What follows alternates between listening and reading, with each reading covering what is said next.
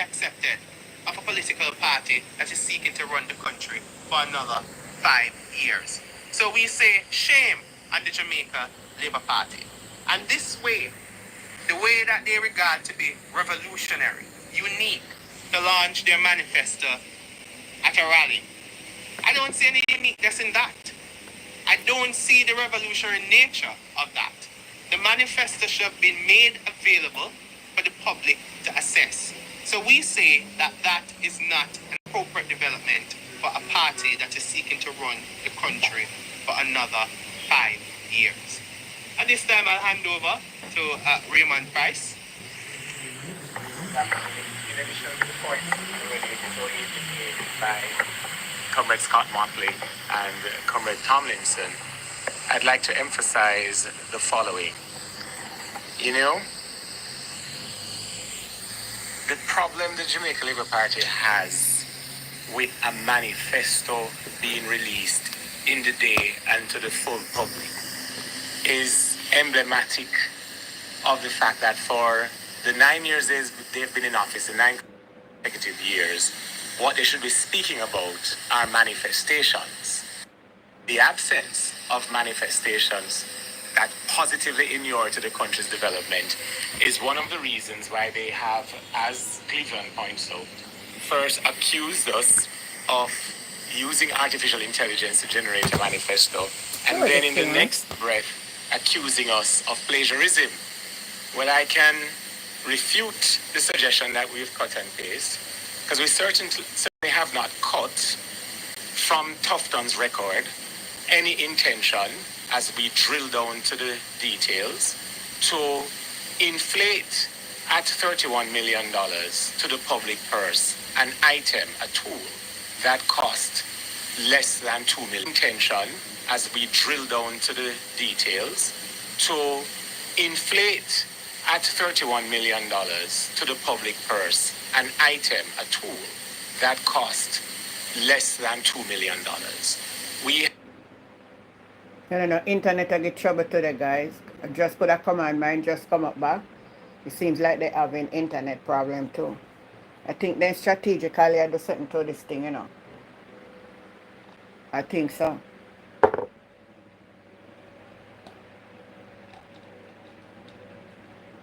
It gone. It's gone. Have no intention to, nor have we cut. Say that student goes to school 5 days per week. That's $50 one way, $50 the other way. $100 a day, $500 a week. In 4 weeks in September, that would be $2,000. And in 4 weeks in October, that would be another $2,000. So the great promise to enhance the ability for tertiary students to achieve their education targets is to give them the grand total of 4,000 Jamaican dollars over 2 months. On the other hand, if that student is the first in their family to matriculate at a tertiary institution, they'll be given an entire scholarship for the duration of their pursuit of their degree. If that student is from an area or studying in an area that the government identifies as critical to national development, there will be further waivers and further grants and bursaries to which they have access. If they are not in the first from their family and have to go through the student's loan, if they are teachers, but every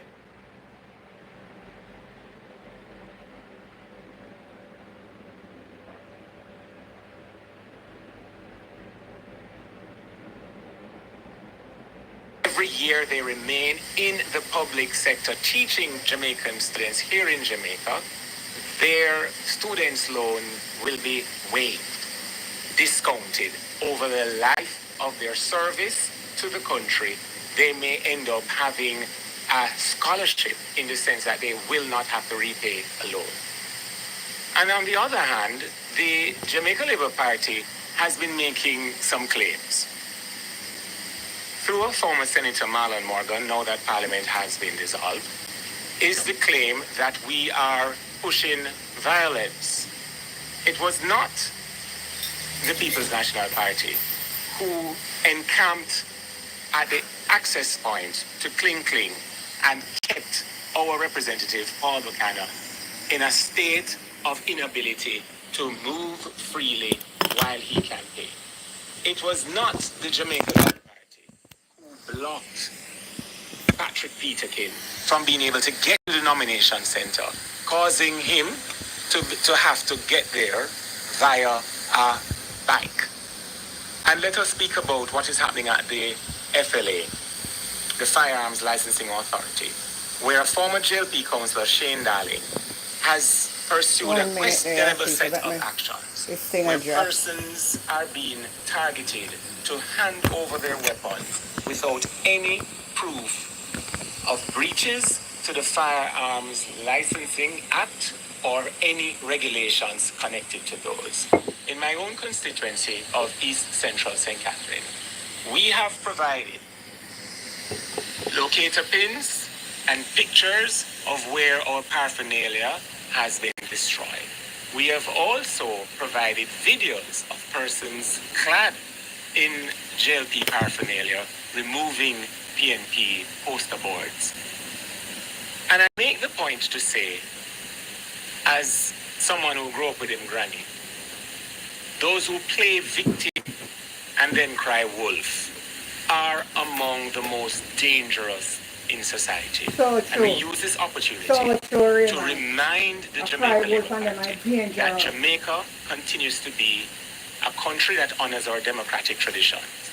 There are two main political parties in this race, and the People's National Party not only intends to campaign robustly and lawfully. At the end of the campaign, we intend to be declared the victors in a majority of constituencies, and that will herald in the start of the Mark Golding administration. They can't stop it. Thank you, Raymond. They can't I stop want it. to address one issue which has been personally very disturbing to me. And it is the allegation that the People's National Party has blacklisted journalists. I want to say to those journalists who are here present and those who will be listening to this feed that we have the highest regard for that profession. And we expect them to maintain very high standards. The fact that this matter was made public was another concern I had, because both political parties were asked to keep confidential any such issues which were discussed within the commission. And from all accounts, former senator, gave an interview to the Observer in which he made public the views which were discussed and which were held. That is wrong. And the journalistic profession ought to be very concerned about that breach. Going forward in the debates, it's very important that all the journalists who participate are seen as being credible professionals. Now, we did not blacklist, but we did object very strenuously to the participation of persons from a particular media house. And it is no secret which media house that would be. If you have the head of a media house inviting persons within the party to box down their general secretary, you have to wonder what would motivate not that comment and the viciousness behind it. Indeed, he was prompted to come back on air to apologize for his unseemly remarks. That same person has made unsubstantiated allegations accusing the People's National Party of shooting up their headquarters. That should be condemned. We have had journalists, we have had persons from that network who have berated a former prime minister and who have disclosed, quite frankly, Exactly. their political bias. Exactly. I think the People's National Party is well within its right to question the integrity of such persons within a debate. I myself have had personal experience of the unprofessional nature of their relationship to the People's National Party. And I think that most of us, members of the PNP, have had it. We know said I'm No. not going to In my view, the People's National Party is absolutely correct to ask that there be a level of objectivity which is brought into such a debate. And that is all that we did. The JLP objected to some of our finest journalists who have distinguished themselves to the point where PNP people say they're Labourite and Labourites say they're PNP. That for me is really a mark of, it's a testimony to how they do their work, that each side is equally dissatisfied with the level of objectivity which they bring to the debate. And I could not allow this moment to pass without pointing that out. Thank you, Comrade Scott Motley. At the press conference, the Jamaica Labour Party questioned and made untruthful comments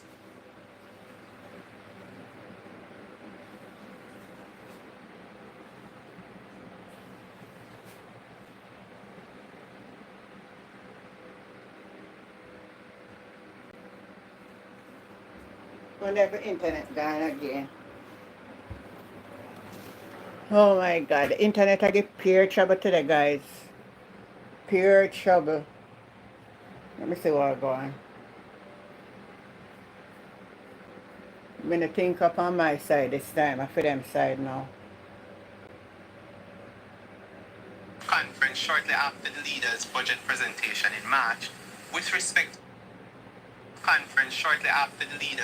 presentation in March with respect to how we are going to fund our proposals. I want to establish from the outset that the PNP is committed to fiscal discipline, fiscal responsibility, living within our means, Now listen to because Labour we right were there. the ones who strengthened in our last administration the fiscal rules. We restored stability in the fiscal rules. We restored stability in the macroeconomy. Recall, in 2012, when the PNP came to office, the economy was on the precipice of a collapse.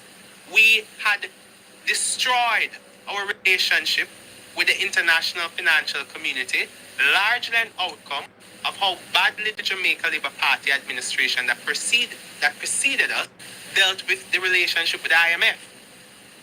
We were the ones who amended the fiscal rules, and we are committed to the downward trajectory of the debt. We are committed to fiscal discipline. How are we going to fund our plans? If you examine the national budget, it has two broad components.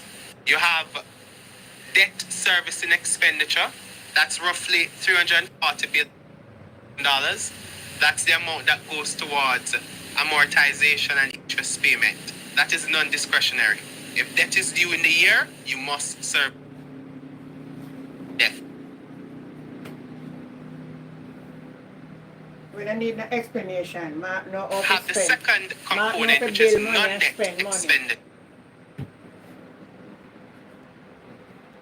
Mark no offer bill money, spend money. Boy, this internet thing here give a problem, people. Problem. I don't know what's going, man. See mine chip out today. Which is rough. Are the programs that the government of the day determines will happen in the fiscal year. The government has full latitude to determine what programs it finances. Yes. If the government has the latitude to determine which program it finances, it simply means that this component of the budget can be regarded as discretionary expenditure because the government has the discretion. It has always been so that this component of the budget is regarded to be discretionary expenditure. So when I heard the minister the other day talking about there's no discretionary portion of the budget, nobody in the PNP said that there was a line item in the budget called discretionary expenditure. We never had any pro box moment. We don't do that on our side. We said that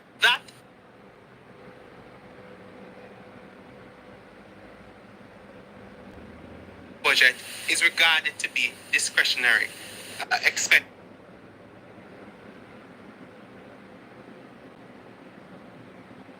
It is the portion of the budget that will finance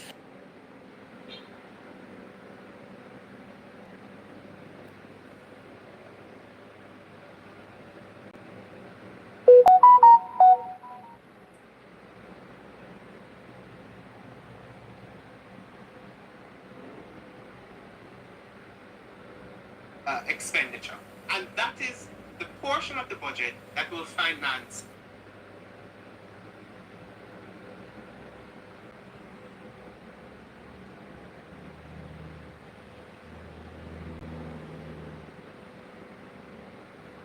our programs. Because one can reasonably understand to the tune of $140 billion. That will be available, ceteris paribus,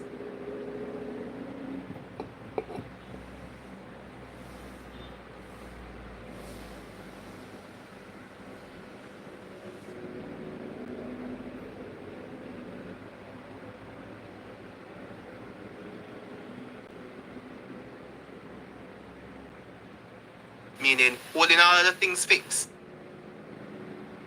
That will be so.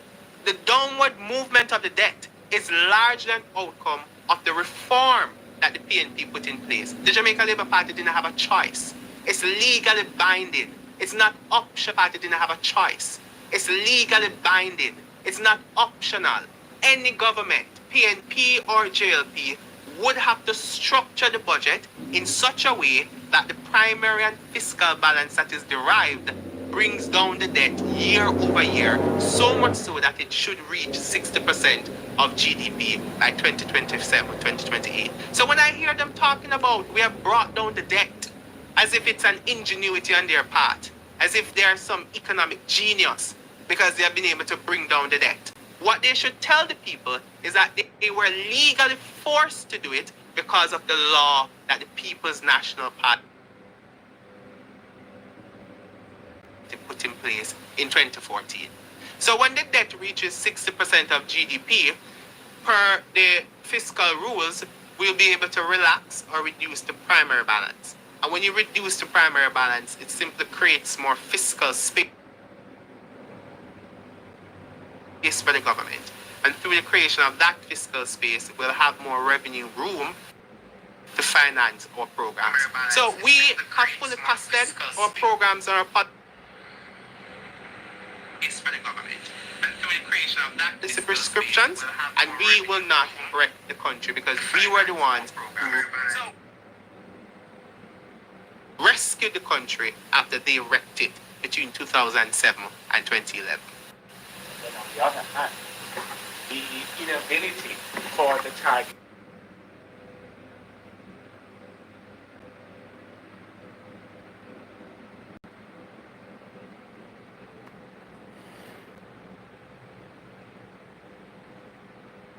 that they have set to have been met, such as the for a specified period then to extract from the National Housing Trust roughly $11 billion per year to assist with the recurring expenditure as well as paying public sector salaries. The then government was taken to court by the then Jamaica Labour Party-led opposition. They've been in government now for 9 years, and each of those years, they have continued to extract from the National Housing Trust this $11 billion plus dollars.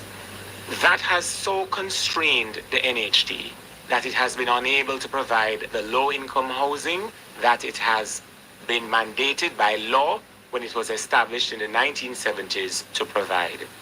The Mark Golding administration will stop that extraction of $11 billion annually from the National Housing Trust, which will be able to finance our target of 50,000 low-income housing solutions across the 14 parishes, which works out to roughly 600 to 700 houses per constituency over those 5 years.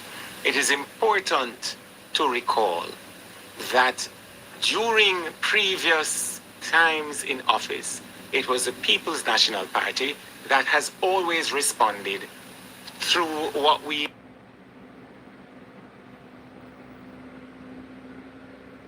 love to proclaim as providing land for the landless and housing for the homeless. When you look at Portmore, I could not go back to East Central St. Catherine if I did not make recognition of Cedar Grove, Silverstone, Portmore Pines, Morris Meadows, Meadowvale, Surrey Meadows, Caymanna Site A, Caymanna Site D, and Hamilton Gardens, all established during the tenure of respective and successive and successful People's National Party administrations. And it's not limited to Portmore. There are, not far from this headquarters, Pines of Karachi, Long Mountain, and there is Mona, there is Harborview. So our record on housing propels us to be able to make the commitments that when we are returned to office, we will pick up the slack and go further ahead in providing this critical asset which transforms Jamaicans from welfare to well-being and from well-being to wealth creation through the provision of titles for the lands they've lived on and through facilities such as the rent-to-own program, such as the paying or waiving rather of the closing fees and related costs for young professionals to purchase their first home, that we are able to continue to commit to providing homes for Jamaican families and communities in which those families can live safely and enjoy a quality of life in the land of their birth. All of which, by the way, have not been achieved during these 9 years. And I could ask it this way to each of you watching with just a quip. How many Jamaicans presently sleep with their windows and doors open?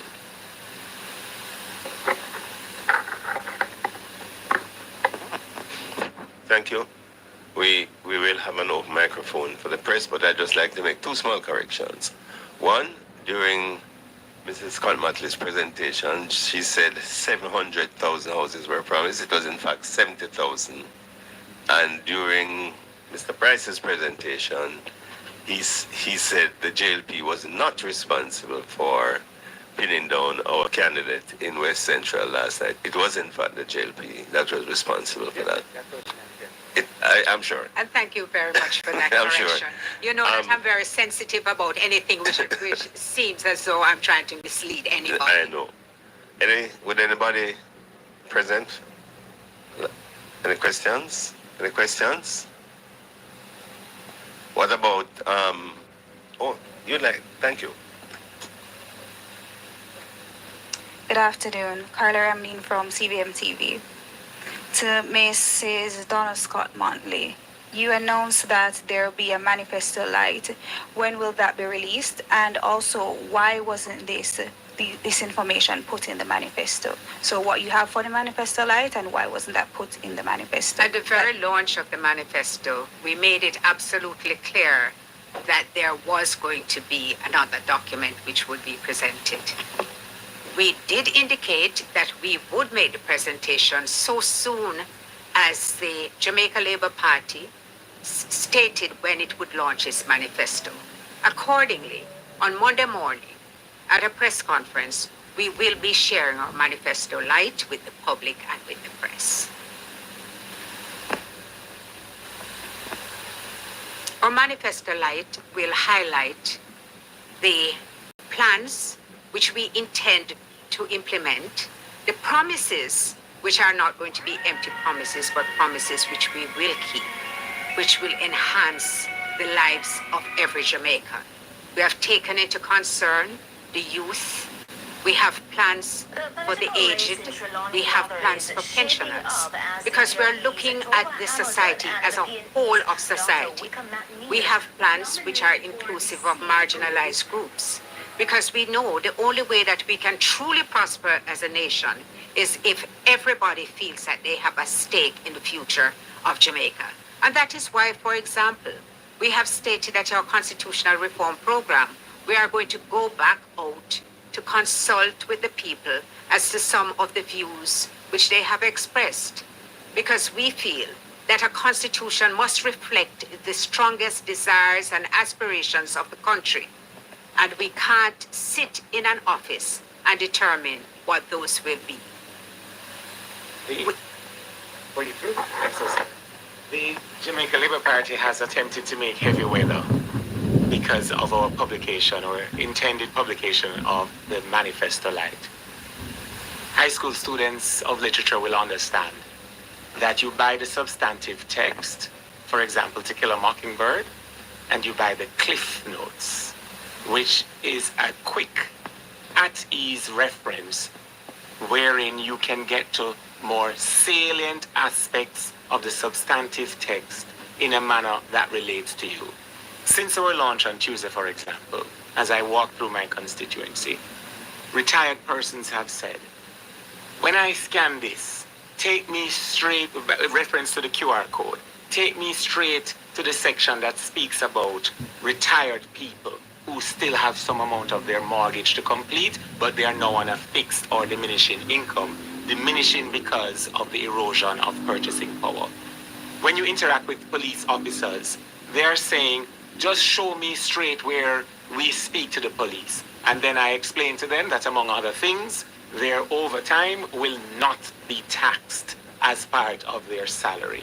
When you speak about retaining teachers, that teacher, so anxious already by 9 years of disrespect and underperformance from the Wholeness Administration, wants to be able to go straight, again, if you will, to the Cliff Notes, the section of the Manifesto Light that speaks directly to them and how the People's National Party, in the first term of the Mark Golding administration, will resolve those tensions and those outstanding issues. So if there was really a claim of a unique approach to the launch of the manifesto, well, this is the manifestation of that innovation, not the attempt through leaflets in the dark among just your party base in some sharp square, as historic as that square is, to then throw out a manifesto. And just quickly, you know what I found interesting from that remark by Kamina Johnson-Smith is her description of the need for a supplementary as a confirmation of the failure of the first document. How many supplementary budgets have been presented by the ministers of finance during this 9 years of the Wholeness Administration? I applaud you, Kamina, for finally confirming that the substantive budgets presented ahead of each supplementary budget is a confirmation that the substantive budget was a failure. Are there any questions online? Any questions online? So while you check the questions online, I have to say, I just want to speak very briefly about the school bus, the rural school bus system. Yesterday, I was reading a remark made by the Deputy Prime Minister, Horace Chang. And for a moment, I thought he was actually speaking about the buses, because he was speaking in such a condemnatory term about donations which were made of reconditioned items. And there was no proper, they broke down within 3 months. There was no system for maintenance. There were no persons who could repair it. And I said, oops, so the cabinet didn't approve the school bus. Because the very criticisms which he made about the donation to Glendevon, I think it was, Glendevon Primary School, are the criticisms which one could make of this rural school bus system. Let me make it clear. I support a rural school bus system. A pilot was implemented in Clarendon in 2013. It was implemented out of the People's National Party's concern for the safety of children. It was stopped in 2020 under the Jamaica Labour Party. So I want to put that context there. But I have to ask myself some serious questions about a spend of $1.4 billion on reconditioned old school buses for children. I have a brother who actually worked in the system in Florida. And he happened to be in Jamaica when we were discussing it. And he said, but that's a major spend. Usually we just send them to auction, ask a little bit of money. Usually it is third world countries who purchase them. But to retrofit them for Jamaica is going to be a considerable expense. You actually have to cut those buses and do work on them to make sure that they are fit for use in Jamaica. We have already seen the accidents. We know what will happen. In addition to $1.4 billion, there's $25 million, which the minister already had to spend on ordering new tires. So I want to make it clear that this is not the only person who has bad mind is the person who ordered the buses. Because it would be bad mind. In the same way Minister Chang spoke about the equipment yesterday, disparagingly of anybody who would do something like that. I said, Minister Chang, speak to your own, cast the mote of your own eye before you look at anybody else. I was listening him too. I was listening him too. So if there are no further questions, there are. I want to thank you all.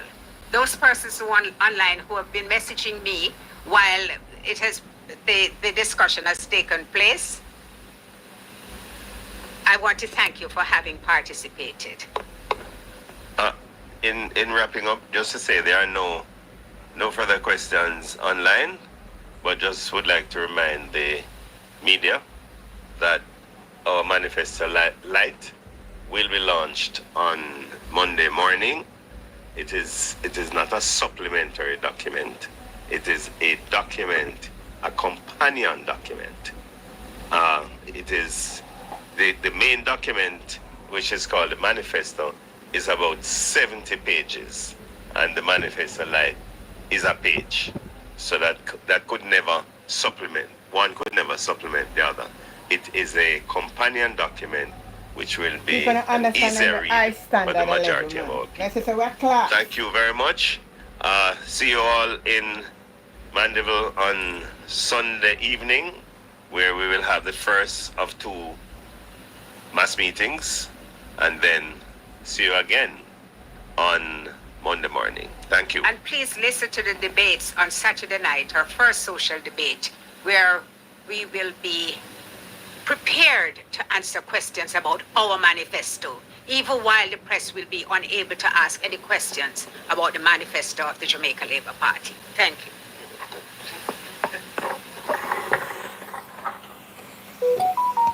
Thank you so good, guys. Thank you for the short notice and comment. Sorry for the interruption of the internet.